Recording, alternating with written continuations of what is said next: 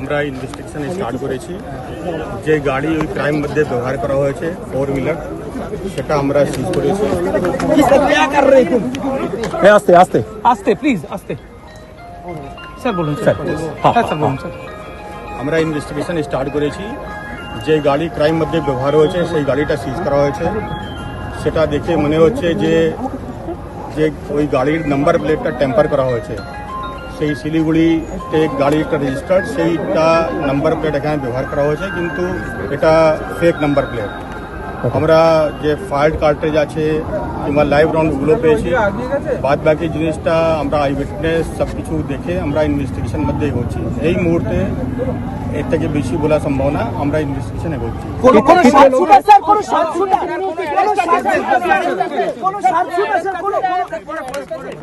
বাদ বাকি ইনভেস্টিগেশন আমরা করে তারপরে বলতে পারবো।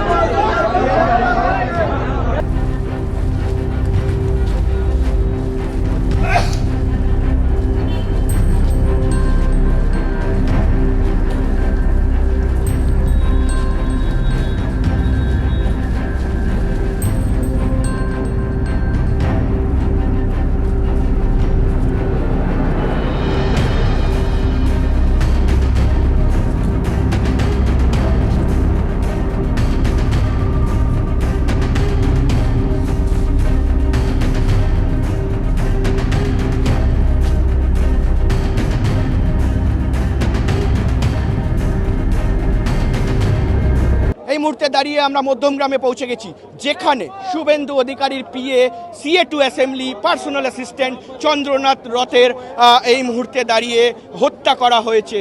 যে জায়গায় আমরা দাঁড়িয়ে রয়েছি একেবারে সরাসরি আমরা দেখতে পাচ্ছি এই গাড়িটি, সব থেকে এক্সক্লুসিভলি আমরা এই গাড়িটি দেখাবো সবার আগে। যে এই গাড়িতে দেখুন, আপনারা দেখতে পাচ্ছেন যে কিভাবে কয়েকটি বুলেট ফায়ারিং করা হয়েছে, একেবারে ঝাঁঝরা করে দেওয়া হয়েছে এই কাঁচটি, এই যে গাড়ির কাঁচ রয়েছে। ঠিক এই গাড়িটি আমরা দেখাবো, যে গাড়ির নাম্বার WB32AK4954। এই গাড়িটিতে হামলা চালানো হয় এবং আমরা দেখতে পাই যে দুটো গাড়ি এই গাড়িটিকে চেস করে ন্যাশনাল হাইওয়েতে, এমনটাই খবর আসছে পুলিশের তরফ থেকে। এবং তারপর ঠিক কি হয়, যে গাড়ি এবং বাইক থেকে কিন্তু ফায়ারিং করা হয় এবং একাধিক রাউন্ড ফায়ারিং এই মুহূর্তে এই গাড়িটার মধ্যে করা হয়েছে। এবং ঠিক তারপর বাঁ দিকে বসেছিলেন চন্দ্রনাথ রথ, যিনি কিনা এই মুহূর্তে পার্সোনাল অ্যাসিস্ট্যান্ট শুভেন্দু অধিকারীর, এবং তার পাশে চালক, তার পেছনে আরেকজন লোক, এবং গুলি 3 জনের ওপরই চালানো হয়। কিন্তু পেছনের যিনি বসেছিলেন তিনি কিন্তু বেঁচে যান, এবং বাঁ দিকে চন্দ্রনাথ রথ বসেছিলেন, তার কিন্তু বুকে গুলি লাগে, পেটে গুলি লাগে, এবং তিনি মৃত বলে ঘোষণা করা হয়েছে এই মুহূর্তে এই হাসপাতালে। শুভেন্দু অধিকারী তিনি কিন্তু এই মুহূর্তে এই হাসপাতালের ভেতরে পৌঁছে গিয়েছেন এবং তিনি কিন্তু এই মুহূর্তে জানার চেষ্টা করছেন। শুভেন্দু অধিকারী যখন তিনি ঢোকেন তখন তাকে কিন্তু দেখা যায় যে কিভাবে তিনি হতাশায় ভুগছিলেন, তিনি হতাশ হয়ে পড়েছিলেন। এবং এই হাসপাতালের ভেতরে কিন্তু একাধিক বিজেপি নেতৃত্ব তারাও পৌঁছে গিয়েছে, সেন্ট্রাল ফোর্স, পুলিশ, তাদেরকে দিয়ে কিন্তু এই হাসপাতাল ঘিরে ফেলা হয়েছে। এবং সেই ছবি আমার ক্যামেরা পার্সন সঞ্জু হালদার তিনি কিন্তু দেখাচ্ছে, আজ তাক বাংলার সঞ্জু কিন্তু এই ছবি দেখাচ্ছে, যে সরাসরি যে সজল ঘোষ থেকে শুরু করে অর্জুন সিং, সবাই, ইন্দ্রনীল খাঁ থেকে শুরু করে সবাই এই মুহূর্তে এই হাসপাতালে পৌঁছে গিয়েছেন। এবং স্পষ্টত এটা কিন্তু বোঝাই যাচ্ছে যে শুভেন্দু অধিকারীর পিএ, তার ওপর যে হামলা যে চালানো হয়েছে সেটার কিন্তু কড়া নিন্দা এই মুহূর্তে করছে সবাই। এবং এইভাবে গুলি চালানো একেবারে ফিল্মি কায়দায়, সিনেমার তে আমরা এই ধরনের পুরো বিষয় দেখে থাকি, যে সিনেমাতে বিভিন্ন সময় এই ধরনের বিষয়গুলোকে দেখানো হয়। এবং প্রচুর পরিমাণে মানুষজন কিন্তু এখানে জড়ো হয়েছে, তারা কিন্তু এই মুহূর্তে প্রতিবাদ জানাচ্ছে, প্রতিবাদের সঙ্গে তারা কিন্তু সুর চড়াচ্ছে। প্রচন্ড খারাপ, এটা এত নোংরা জিনিস, এত খারাপ জিনিস। তৃণমূলের দুষ্কৃতী বাহিনীরা এত জঘন্য কাজ করবে সেটা আমরা জানতাম, কিন্তু এই পর্যায়ে করবে আমরা কোনোদিন জানতাম না। যে আজ আমি এটাই বলবো, পশ্চিমবঙ্গ একটা সোনার মতো ছেলেকে হারিয়েছে, একটা হীরের টুকরো ছেলেকে হারিয়েছে। উনি আমাদের ভাই ছিলেন, আমাদের বন্ধু ছিলেন, আমাদের সব সময় সহযোগিতা করেছেন। এই বিধানসভা ইলেকশনে উনি প্রচন্ড পরিমাণে খেটেছেন, ওনার প্ল্যান করে, ওনার প্ল্যান করে। বাচ্চা আছে তাদেরকে বাবা ফ্যামিলি, সবার আগে ফ্যামিলি। কিছু রিসেন্ট আগে বাবা মারা গেছে, এরপরে আর কিছু নেই, সে পিতৃহারা হয়েছে। আজকে এত বড় একটা আঘাত ফ্যামিলি পাচ্ছে। কারা করতে পারে, কারা করেছে বলে? তৃণমূলের দুষ্কৃতীরা কারা করেছে? তৃণমূলের অভিষেক বন্দ্যোপাধ্যায়, মমতা বন্দ্যোপাধ্যায় করেছে। এরা করেছে, তৃণমূলের লোকরা ওরা করেছে, ওরা করেছে। মমতা ব্যানার্জি করেছে, दिमाग खराब हो गया মমতা ব্যানার্জি करेगा করেছে। मोदी दीदी तो नहीं दे रहा है, समझ नहीं कर रहा है, खून कर रहा है, आदमियों को मार दे रहा है। काम अच्छा नहीं, हम किसी को झगड़ा नहीं चाहते हैं। हम लोग अगर कोई दिक्कत है तो झगड़ा नहीं चाहिए, अच्छा चाहिए। उल्टा काम हो जा रहा है हम लोग आदमी को मार दे रहा है। একেবারে এই মুহূর্তে দাঁড়িয়ে কিন্তু মানুষের যে লাল, আমি একবার সন্ধ্যে বলবো দেখাতে যে এটা হলো ন্যাশনাল হাইওয়ে 12, অর্থাৎ মধ্যমগ্রাম হয়ে এয়ারপোর্ট হয়ে মধ্যমগ্রাম হয়ে শিলিগুড়ির দিকে এই রাস্তা যায় এবং এই রাস্তায় যানজটের সৃষ্টি হয়েছে।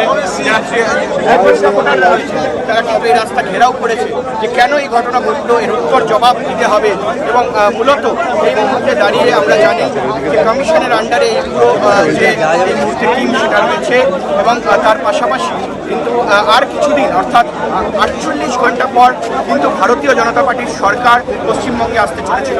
সে জায়গায় দাঁড়িয়ে কিন্তু এভাবে আক্রমণ, এই আক্রমণ আমরা এই মুহূর্তে চলে এসেছি একেবারে কিন্তু ন্যাশনাল হাইওয়ের ওপরে, ন্যাশনাল হাইওয়ের ওপরে প্রচুর মানুষজন নিজেদের যে রাগ, সেই রাগ যে ক্ষোভের প্রকাশ করছে এইভাবে এই বিষয়টি হলো, এইভাবে একটা ফিল্মি কায়দায় মার্ডার কি করে হলো, এই মুহূর্তে দাঁড়িয়ে এই প্রশ্নই উঠছে।